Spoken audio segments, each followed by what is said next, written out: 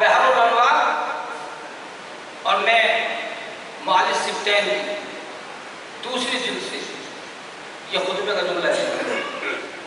جب یزید نے انکار کیا لعبت بنو ہاشم فی الملک فلا کہ بنی ہاشم نے اقتدار کا ڈرامہ رچایا تھا. خبر جاؤ فلا وحی نزل کہ کوئی وحی نہیں آئی, کوئی فرشتہ نہیں آیا. پورا مذہب بتایا ہوئے سارے قوموں کو بیٹھے. یزید نے کہا بنی ہاشم نے اقتدار کا ڈرامہ رچایا تھا, نہ فرشتہ آیا نہ وحی نازل ہوئی. قرآن نے کیا کہا محمد رسول, یہ محمد اللہ کا رسول ہے.